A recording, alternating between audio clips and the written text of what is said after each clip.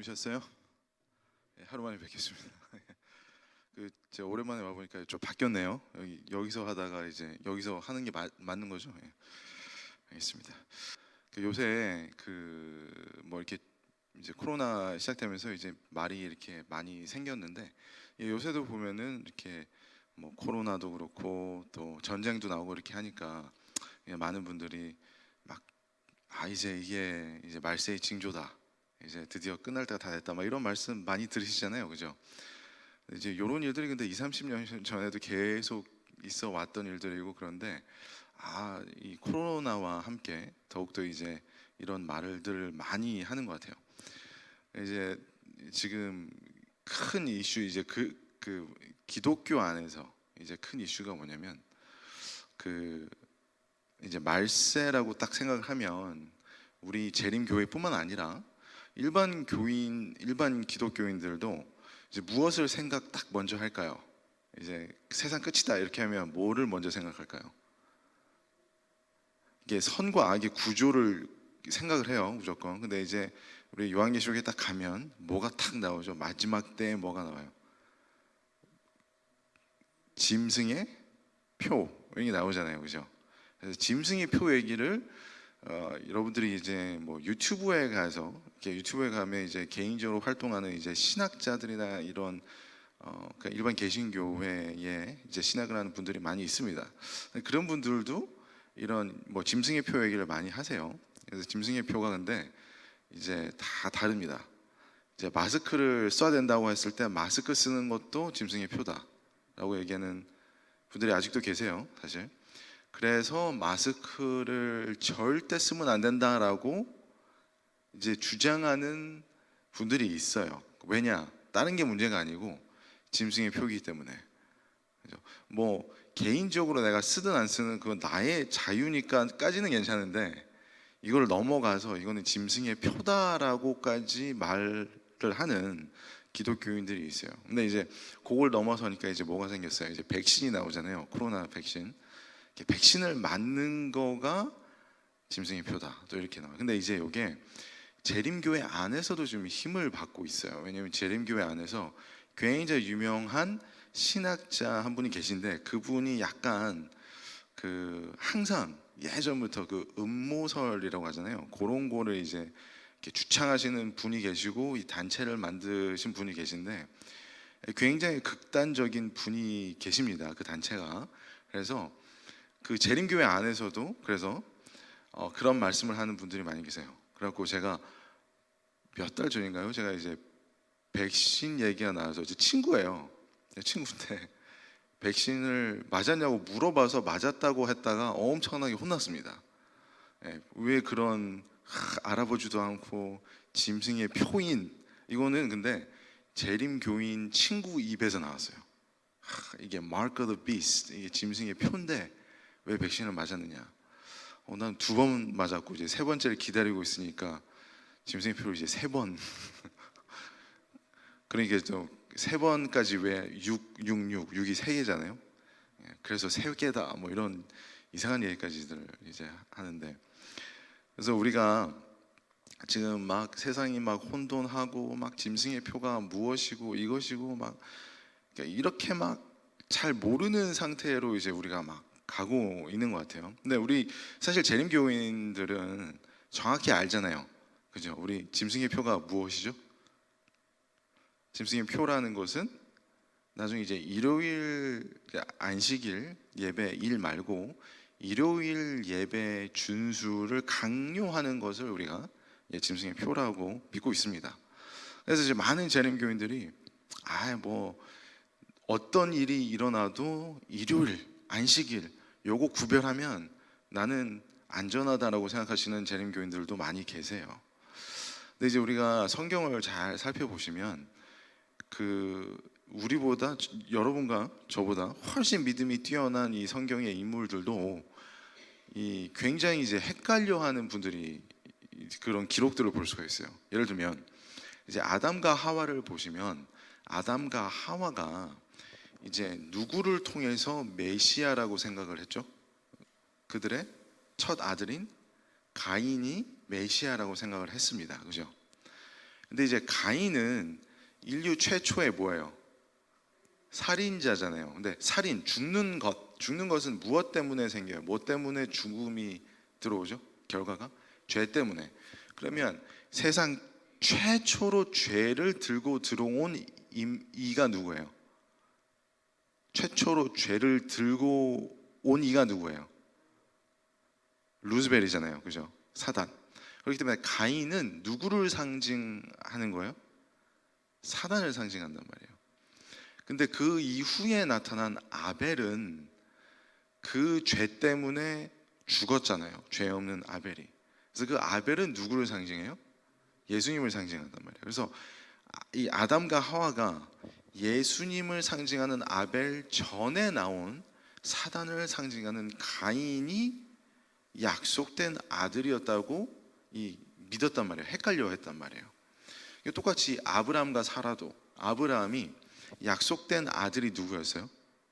이삭이잖아요, 그죠? 이삭이 약속된 아들 예수님을 상징하는데 이삭이 태어나기 전에 누구를 약속된 아들이라고 믿었어요? 이스마엘을 약속된 아들이라고 믿었잖아요. 헷갈려 한단 말이에요. 이게 마지막 때도 우리가 예수님, 약속된 예수님이 오시기 전에 우리를 헷갈리게 하는 이가 먼저 나타날 거예요. 우리 예언의 신에서도 보시면 사단이 예수님인 것처럼 재림을 해서 온 세상을 미혹하게 하는 장면이 먼저 나타납니다. 그런데 우리가 보시면 성경에서 아담과 하와도 그랬고 아브라함도 그랬고, 그리고 우리 이제 요한계시록을 쓴 요한도 우리 하늘에 가서 천사를 딱 봤는데 무릎을 어떻게 해요? 자동적으로 싹 구부리잖아요. 누군 줄 알고? 예수님이신가? 이렇게 하잖아요, 그죠? 우리가 그냥 우리 생각에는 일요일과 안식일만 구분하면 되지라고 생각만 하고 계신다면, 정말 나중에 예수님인 것처럼 사단이 재림하는 예수님의 모습으로 내려온 그 모습을 봤을 때 정말 여러분과 제가 저건 사단이야, 예수님 아니야 라고 이렇게 구분을 할 수 있는 그런 믿음이 있을까 없을까를 한번 생각해 보셨으면 좋겠습니다.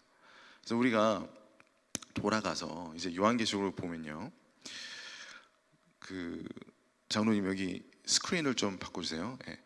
우리 요한계시록을 한번 가서 보시면 우리 짐승의 표의 그 기록이 나옵니다. 이게 보시면은 불이 섞인 유리바다 같은 것이 있고, 여기 어디예요? 하늘나라예요. 하늘나라, 그죠? 여기서 짐승과 그의 우상과, 다 보이시나요? 그의 이름의 수, 그러니까 이게 뭐예요? 한마디로 짐승의 표잖아요, 그죠? 짐승의 표를 이기고 벗어난 자들이 이제 하늘나라 가서 무엇을 하냐면, 가장 먼저 뭐 하는 모습이 나와요? 모세의 노래, 어린 양의 노래를 부른다라고 되어 있습니다. 요 바로 전 장에도 요 노래가 나와요. 새 노래라고 하면서. 그래서 새 노래를 배울 자는 하늘에 구원받은 자들밖에 없다라고 되어 있습니다. 그래서 우리가 이 짐승의 표가 무엇인지를 알기 전에, 짐승의 표가 마스크며 뭐며 이러한 것들이 발판이 돼서 1월 휴업령을 강제하고 이런 거를 알기 전에, 우리가 짐승의 표보다 가장 먼저 우리가 포커스를 어디다 두셔야 되냐면, 짐승의 표를 그러면 이겨낸 사람들의 특징이 무엇인가? 가장 첫 특징이 뭐라고요? 어린 양의 노래를 부르는 자들이라고 그랬습니다. 그럼 우리가 짐승의 표가 뭔지 막 공부를 하시는 게 아니라 뭘 먼저 좀 공부를 하셔야 될 것 같아요. 가장 먼저 뭐를 보셔야 돼요? 어린 양의 노래를 먼저 좀, 이게 무엇인가 아셔야 되는 거예요. 그러면 이 어린 양의 노래는 뭘까요? 이 어린 양의 노래가 뭘까요? 그 어린 양의 노래라는 성경이 있다는 거 혹시 아셨나요? 아시나요 혹시? 우리 창세기, 출애굽기, 레위기, 민수기, 신명기 이렇게 쭉 나가듯이 그 성경이 막 나가면서 어린 양의 노래라는 책이 있습니다. 성경책이. 혹시 아시는 분? 모르세요? 자, 제가 그냥 드릴게요. 아가서 들어보셨죠? 아가서 들어는 보셨죠? 우리 보시면 성경 우리 뭐 많은 기독교인들이 이 성경책에서 가장 적게 읽고 가장 적게 설교하고 가장 적게 공부하고 이거 왜 있는 거야? 라고 생각하는 책이 뭘까요? 아가서예요. 아가서.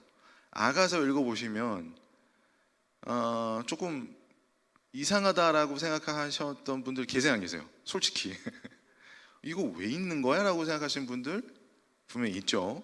잘 보시면 아가서라는 게 원어를 그대로 번역을 하면 이제 영어 영문으로 이제 번역을 하면 이제 우리가 원어보다는 영문이 편하니까 영어로는 아가서가 뭘까요? 창세기는 Genesis 이렇게 하듯이 아가서는 Song of Solomon이에요. 그럼 요걸 그대로 번역하면 무슨 얘기예요? 아가서는 원문 그대로 하면 솔로몬의 노래라는 거예요. 그죠? 자, 솔로몬이 누구예요? 솔로몬은 누구예요? 가장 유명한 타이틀 다윗의 아들. 그죠? 다윗의 아들. 근데 여기서 아들 할 때 이 아들이 히브리서에는 아들, 자손, 손자, 후손 다 같은 단어예요. 그래서 Son of David 하면 다윗의 아들, 다윗의 자손, 다윗의 후손 다 해당하는 거거든요. 그러면 다윗의 아들이 솔로몬이니까 다윗의 아들, 다윗의 자손 중에서 가장 유명한 사람이 있어요. 누굴까요? 다윗의 자손 중에서 가장 유명하신 분 누구요? 아니 그러니까 솔로몬인데 다윗의 아들 중에 솔로몬 말고 다윗의 후손 중에 가장 유명하신 분 예수님. 그죠? 다윗의 후손이 누구예요? 예수님이에요. 그러니까 요거는 상징적으로 봤을 때 솔로몬의 노래라는 것은 무엇과 동의어라는 거예요? 예수님의 노래라는 거예요. 그 예수님이 우리를 위해서 희생당하셨을 때 타이틀이 있습니다. 예수님은 바위시고 우리의 요새시고 또 우리를 위해서 희생당했을 때는 뭐라 그래요? 예수님 우리의 뭐예요? 어린 양이라 그랬습니다. 그러면 이 예수님의 노래라는 말은 다른 말로 또 뭔 말이에요? 어린 양의 노래라는 겁니다. 그래서 여기서 어린 양의 노래라고 하는 책이 그대로 있다고 말씀드렸어요. 아가서라는 거예요. 우리가 가장 적게 읽고 우리가 가장 이게 왜 있는 거라고 생각하는 책이 그 책을 우리가 잘 알아야 짐승의 표를 이겨내는 사람이 된다는 겁니다. 그죠? 자, 우리 요한계시록 18장에 가서 보시면 이 짐승의 표를 강제하는 그 세력이 있습니다. 그 파워가 있어요. 그 세력을 우리가 뭐라 그러죠? 바벨론이라고 합니다. 그죠? 바벨론.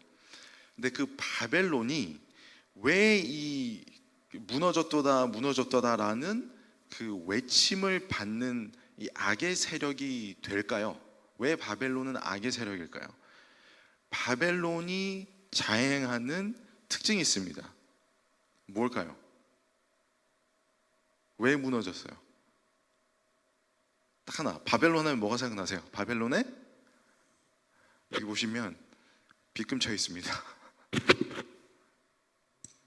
바벨론의 포도주. 그죠? 다 기억하시죠? 바벨론의 포도주. 바벨론 하면은 포도주가 제일 유명해요. 그래서 바벨론의 그 포도주로 인해서 이 온 나라를 그 포도주로 음행을 하게 했기 때문에 무너졌다. 악이 세력이 되었다는 건데, 이 포도주가 무엇을 상징하나요? 바벨론의 포도주는 무엇을 생각하세요? 상징을 하죠. 자, 우리가 그 성경에 포도로 만든 드링크가 두 가지가 있어요. 포도 주스가 있고 포도주가 있습니다. 예수님이 만드신 포도주는 포도주일까요? 포도주스일까요? 포도주스예요. 포도주스. 그러니까 이 그 안에 포도주, 그러니까 포도주라는 것은 발효가 돼 있잖아요. 그러니까 발효가 된 것은 성경에서 무엇을 상징해요? 죄를 상징합니다. 그래서 예수님은 죄에 관련된 어떠한 것도 만드시지 않으셨어요. 입에 대지도 않으셨어요. 그렇기 때문에 예수님께서 만드신 가나의 혼인잔치에서 만드신 포도즙은 포도주스였습니다. 그런데 그것과 대비해서 죄를 그 안에 섞은 것을 뭐라 그래요? 포도주라 그럽니다. 포도주스가 상징하는 것은 사실 무엇이냐면 그 피처럼 생겼잖아요. 그러니까 예수님의 보혈을 나타내고 있어요. 그래서 가나의 혼인잔치에서 예수님께서 이렇게 하신 그 포도주스는 예수님의 피를 상징하는 거였거든요. 근데 거기에다가 그러니까 죄를 딱 섞어서 내버린 것이 뭐냐면 포도주라는 것입니다. 이해하시죠? 그래서 포도주스라고 하는 것, 예수님의 보혈, 그러므로 한마디로 말해서 진리가 있고 진리, 그것과 반대해서 거기다가 조금 뭐를 섞었어요. 발효된 걸 섞었어요. 진리에다가 거짓 진리를 섞으면 뭐가 된다는 거예요? 포도주가 된다는 거예요. 그래서 바벨론의 포도주라는 것은 참 진리이신 예수님의 보혈에다가 죄를 딱 섞은 것을 의미하고 있습니다. 그래서 이것을 잘 생각하시면 성경에 이제 계속 이 포도주가 나와요. 계속 이 장면이. 그럼 우리가 이제 돌아가서 우리 어린 양의 노래, 솔로몬의 노래, 어린 양의 노래인 아가서를 가서 딱 펴시면은 아가서 1장에 이런 말씀이 나옵니다. 펴시자마자 2절에 무슨 말씀이 나와요? 이것은 바로 신랑이 그 신부에게 하는 말씀입니다. 내게 입맞추기를 원하니 너의 사랑이 뭐보다 나아요? 포도주보다 나음이로구나. 자, 우리가 마지막 때 이 그 짐승의 표를 받는다는 것은 바벨론의 포도주를 먹는다는 것인데, 그 포도주를 먹지 않아야 우리가 그 짐승의 표를 이기는 건데 어떻게 하면 된다는 거예요? 포도주보다 나은 무엇을? 사랑을. 그러니까 우리가 이 바벨론에 주는 이 그 포도주, 짐승의 표를 우리가 이기기 위해서는 무엇이 필요하다는 거예요? 예수님의 사랑, 나와 예수님과의 사랑이 필요하다는 것입니다. 우리가 계속 막 뉴스에 나오는 뭐가 어떻대, 어제는 막 물고기가 막 다 죽었대, 어디서 새들이 떨어졌대, 말세, 이런 것보다 중요한데 그것보다 우리가 집중해야 되는 것은 우리와 예수님과의 사랑의 관계를 다시 한번 되돌아보는 것, 이게 중요하다라고 어린 양의 노래에서 펴자마자 말씀하고 계신 거예요. 그래서 아가서는 신랑이신 예수님께서 신부가 누구예요? 우리잖아요. 우리를 위해서 하시는 그 노래거든요. 그 노래를 우리가 아셔야 된다는 겁니다. 그래서 우리가 시간은 많지 않기 때문에 이렇게 짧게 아가서 1장부터 6장까지 8장까지 다 보시면요, 다 모든 말씀 하나하나가 예수님께서 우리를 위해서 하시는 말씀이라는 거예요. 하지만 그것을 다 우리가 이제 볼 시간이 없기 때문에 아주 짧게 우리 핵심만 한번 보도록 하겠습니다. 1장 4절에 가서 보시면요, 이렇게 말씀하세요. 왕이 누굴까요? 누굴 상징해요? 예수님께서 나를 침궁으로 이끌어 들이시니. 근데 이 침궁이 이제 그대로 번역하면 사실 왕궁이나 마찬가지예요. 왕궁. 우리에도 왕궁을 기다리고 있습니까? 하늘 왕궁이 있죠. 그래서 여기서 표현이 있습니다. 이끌어 들이신다라는 표현이 있어요. 이 표현은 뭐냐면 우리 요한복음 가서 보시면 예수님께서 인자가 높이 들리면 이 세상 모든 사람을 어떻게 해요? 나로 이끈다라고 하시잖아요. 그 표현과 똑같은 표현이에요. 그래서 예수님께서 본인께서 십자가에 희생하셔서 어디로 우리를 이끄시느냐, 하늘 왕궁으로 이끌어 들이신다, 그 얘기예요. 근데 우리가 하늘나라로, 하늘 왕궁으로 그러니까 이끌려 들어갈 수 있는 그 비결은 다시 한번 나옵니다. 두 번째 그 절에요. 너의 사랑이 포도주에서 어떻게 해요? 진함이라. 이 표현이 약간 어려운데, 그러니까 한마디로 이게 뭐냐면요, 포도주보다, 너의 사랑이 포도주보다 많기 때문이다, 이 뜻이에요. 그러니까 우리가 예수님을 사랑하는 것이 이 세상에서 바벨론이 주는 이 포도주보다 우리가 예수님을 더 사랑할 때에 예수님께로 이끌려서 하늘 왕궁으로 간다, 이 말이에요. 우리가 이 세상, 이 바벨론이잖아요. 바벨론에서 우리를 자꾸 포도주로 먹이려고 하는 것들이 많이 있습니다, 세상에. 그죠? 우리 막 돈 있으면 좋잖아요, 그죠? 그래서 많은 분들께서 돈에 이끌려 갈 수도 있어요.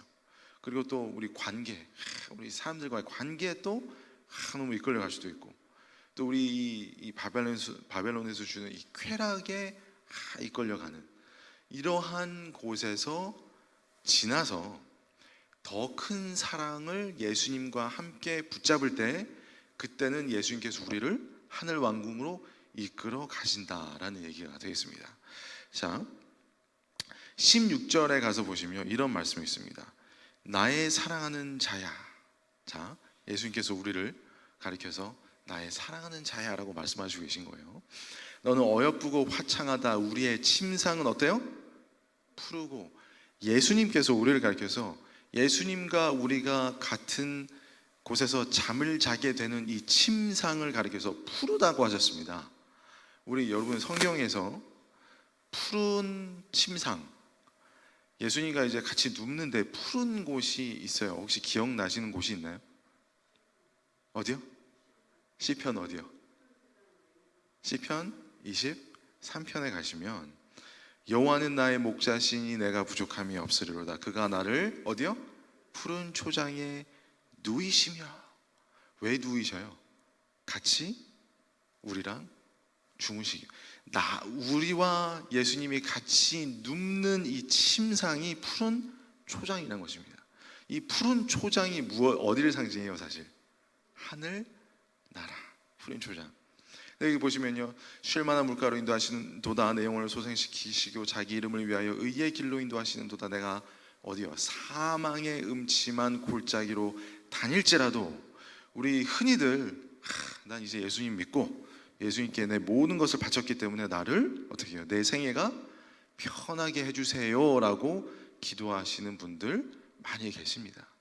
근데 사실 우리가 예수님과 그 사랑에 이렇게 딱 합체가 돼서 우리와 같이 푸른 초장에 누인다라는 그 말은 이 세상에 살면서 우리가 편하고 안락하고 이런 것을 얘기하는 것이 아니라, 우리가 이 세상에서 사망의 음침한 골짜기를 다닌다는 거예요.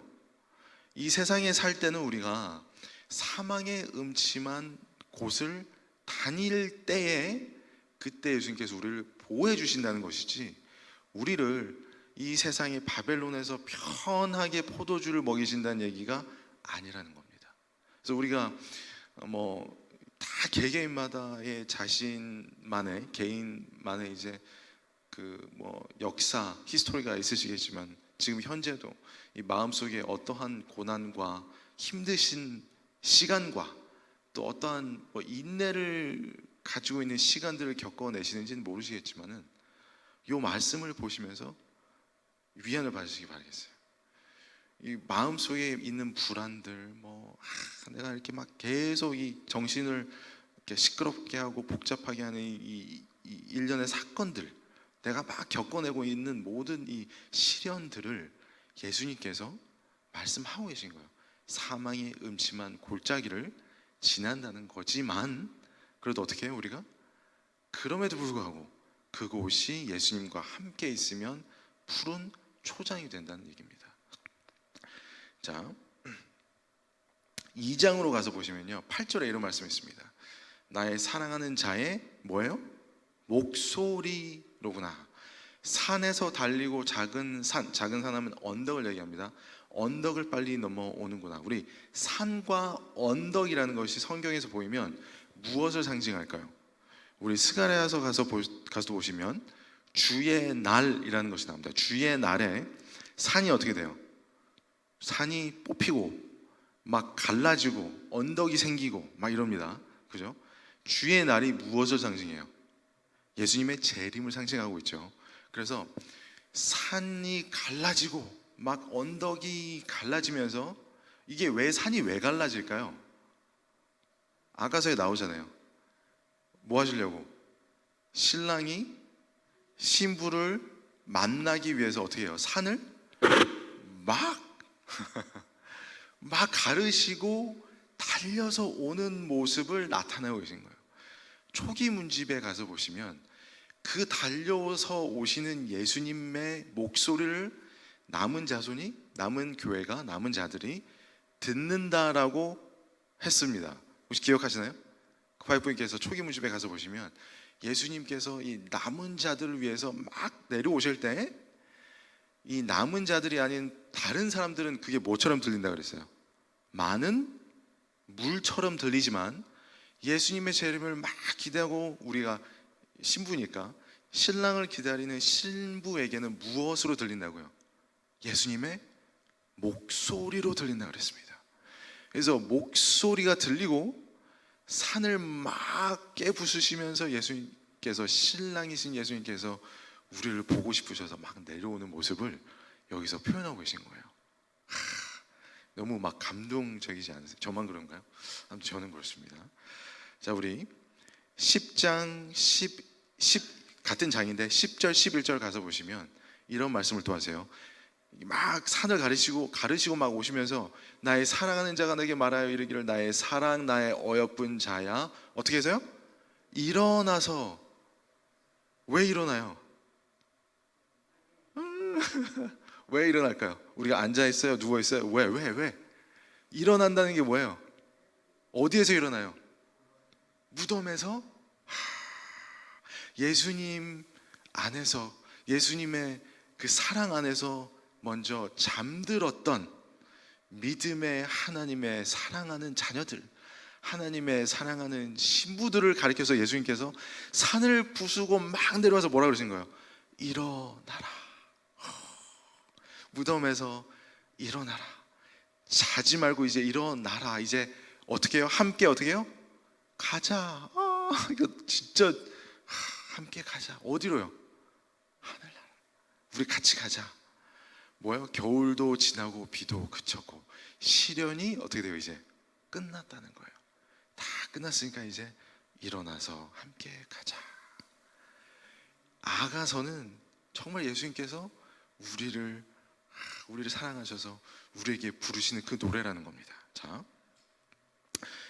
4장으로 가서 보시면요, 7절에 이런 말씀이 있습니다.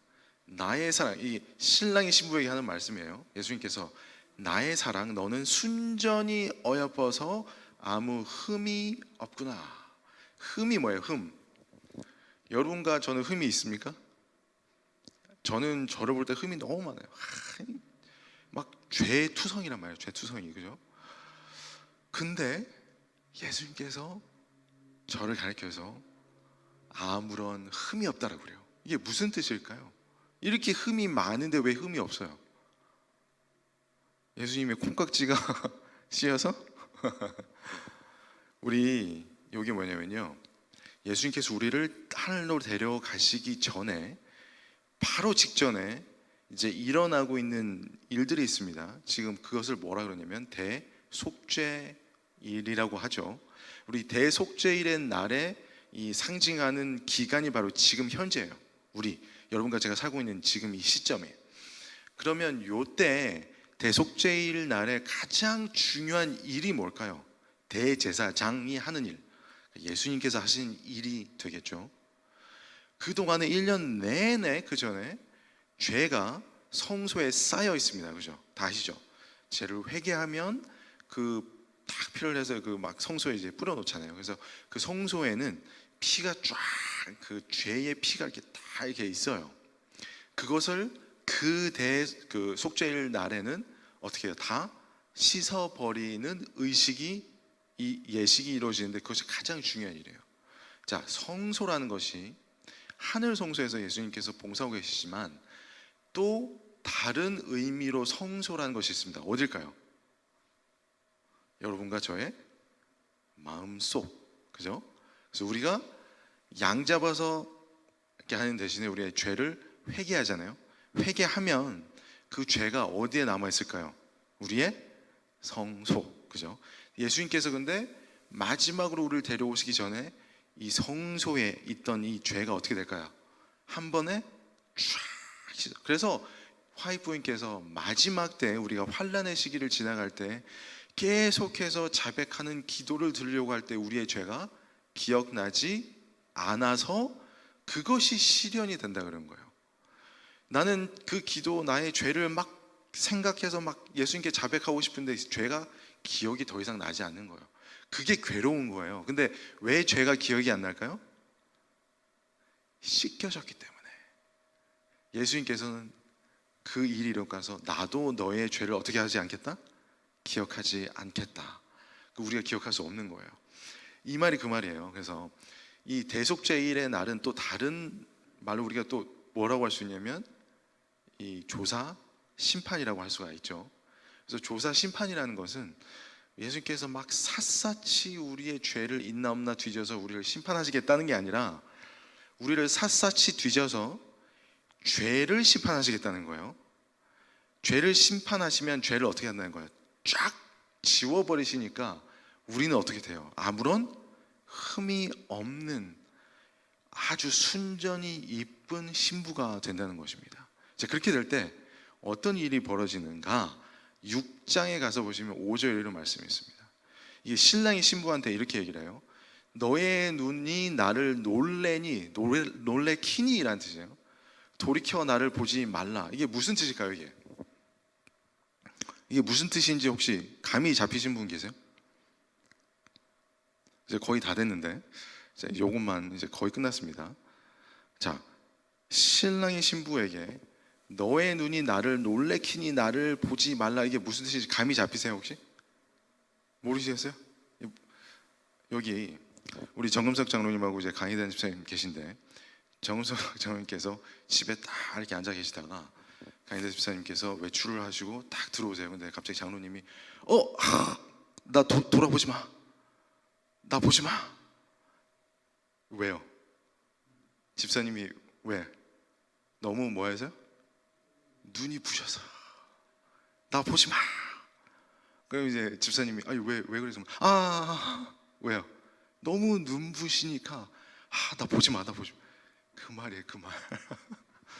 신랑이 예수님께서 우리를 보고 뭐라 그러시냐면 나 쳐다보지 마. 너 뭐라고요? 너무 뭐해서? 눈이 부시니까. 우리 예수님께서 여러분과 저를 보고 우리가 우리의 죄가 씻겨났을 때 우리를 보시고 눈이 너무 부시다. 우리가 뭐 우리의 사랑하는 사람들한테 할 수 있는 가장 이제 최고의 찬사잖아요. 예수님께서 우리에게 이런 말씀을 하고 계시다는 거예요.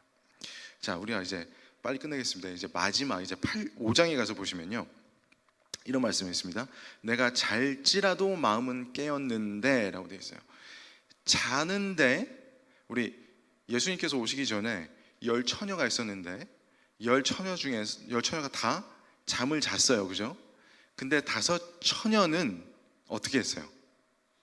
준비가? 이게 그 말이에요. 잘지라도 뭐가 깨 있어요? 마음은 깨었는데 우리 1844년에 모든 예수님의 백성들이 잠을 자고 있었는데 마음이 깨는 사건이 발생합니다. 그것이 바로 1844년 재림 운동을 통해서 마음이 깨는 사건이 발생을 해요. 5처녀가 마지막 남은 예수님의 진정한 신부가 자고 있었지만 마음이 깨는 겁니다. 예수님께서 뭐라 그래요? 문을 열어다고. 문을 열어달라. 내가 곧 간다. 문을 열어달라. 그래서 1844년에 그 목소리를 들은 예수님의 신부인 예수님의 마지막 남은 자손들이 문을 열어달라는 마음에 그 소리에 자고 있다가 마음이 깨는 사건이 발생해요. 그죠? 그리고 나서 문을 엽니다. 1844년 10월 22일에 문을 열었어요. 근데 어떻게 됐어요? 그가 벌써 어떻게 돼요? 물러갔네. 내가 그를 찾아도 못 만났고 불러도 응답이었구나. 1844년에 분명히 자다가 예수님께서 내려온다는 그 목소리를 듣고 깨서 문을 열었는데 예수님이 있어요, 없어요?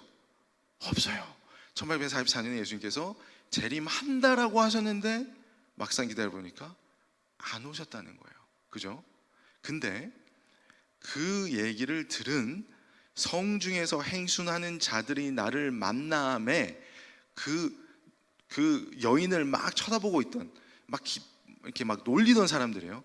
나를 쳐서 상하게 하였고 성벽을 파수하는 자들이 나의 웃옷을 벗겨 했는데 이 웃옷이 히브리서 원어를 그대로 번역하면 휘장입니다. 휘장이 어디 있어요? 하늘 성소 벗겨 취하였구나. 예수님이 재림하신다고? 예수님이 재림을 안 하셨어요. 나중에 알고 봤더니 예수님이 뭘 하셔서? 지성소로 들어가셔서 휘장을 열고 들어가셨는데 그것을 가리켜서 이 교회를 보고 있던 옆에 있던 자들이 비웃고 막 상하게 하고 했던 그 장면을 그대로 보여주고 계신 거예요. 근데 그 남은 백성들이, 남은 교회가 재림교회죠. 이렇게 얘기를 합니다. 예루살렘 여자들아. 예루살렘 여자들이 누굴까요? 재림교회 말고 다른 하나님을 따른다고 하는 교회들을 나타내겠죠. 너에게 내가 부탁한다라고 그래요. 뭐라 그러냐면 너희가 나의 사랑하는 자를 만나거든. 그 사랑하는 자가 누구예요? 신랑 예수님을 만나거든. 내가 뭐요? 사랑함으로 병이 났다, 상사병이 났다라고 얘기해줘. 나는 문을 열었는데 없어지셔서 내가 상사병이 났다는 거예요. 여러분과 제가 정말 이 여인이라면, 이 아가서에서 어린 양의 노래를 부르는 여인들이라면, 신부라면 예수님께서 문을 열어서 나타나지 않았던 1844년 이후부터 지금까지 뭐가 나고 있어야 돼요? 우리 마음에 예수님을 기다리는 뭐가 있어야 돼요? 상사병이 있어야 돼요. 그러니까 여러분과 저의 마음속에 예수님의 재림을 기다리는 상사병이 있으신가요? 없으신가요? 그걸 우리가 잘 생각해 보셔야 됩니다. 그때 주변에서 쳐다보던 다른 예루살렘 여자들이 이렇게 물어봅니다. 너의 사랑하는 자가 남의 사랑하는 자보다 나은 것이 무엇이냐? 내가 섬기는 예수보다 너희 재림교회가 섬기는 예수가 나은 게 뭐냐라고 물어보는 거예요. 그때 우리가 대답하기를 희고도 붉어. 그는 희고도 붉다. 희다. 완벽하고 의로우신 예수님의 상태를 나타내고, 붉다라는 건 뭐예요? 우리를 위해서 희생하신 예수님의 피를 나타내시는 거예요. 희고도 붉은 예수님, 우리를 위해서 희생하셨지만 우리의 죄를 완전히 도말하시는 완벽한 대제사장의 모습을 나타내고 있어요. 그러니까 희고도 붉은 것은 어린 양이셨지만 또 뭐가 되신? 대제사장이 되신. 다른 일반 개신교에서는 예수님께서 대제사장이 되셨다는 개념을 이해를 하지 못하고 있지만 재림교회는 이해를 한다는 거예요. 그때 잘 보시면요, 우리 재림교회가 예수님의 재림을 위해서 예수님의 사랑의 상사병이 나서 계속 다른 교회에게 예수님을 만나면 내가 예수님 사랑한다고 얘기해줘, 예수님의 사랑을 이렇게 전파하게 될 때에 어떤 일이 벌어지는가를 한번 보세요. 여기서 그 주변에 있던 예루살렘 여자들이 이렇게 대답을 합니다. 너의 사랑하는 자가 어디로 갔는가? 너의 사랑하는 자가 어디로 돌이켰는가? 누가요? 우리가 너와 함께 어떻게 해요? 찾으리라. 우리가 예수님의 사랑을 계속해서 증거할 때에 결국은 다른 교회가 우리가 이 증거하는 그 모습을 보고 어떻게 해요? 그 예수님을 우리가 함께 찾으리라 라고 하시는 거예요. 그래서 이 아가서, 그러니까 어린 양의 노래라는 것은 우리가 짐승의 표를 이겨내기 위해서 우리가 해야 될 것은요, 예수님과 우리와의 이 개인적인 사랑의 관계를 확립하시고 마음속에 예수님을 그 사랑하는 그 상사병을 간직하셔서 그 사랑하는 그 마음을 주변 아무에게나 다 전파하게 될 때 그 마음이 같이 전달이 돼서 다 같이 예수님을 기다리게 되는 것, 이것이 바로 어린 양의 노래를 부른다는 그 의미가 되는 것입니다.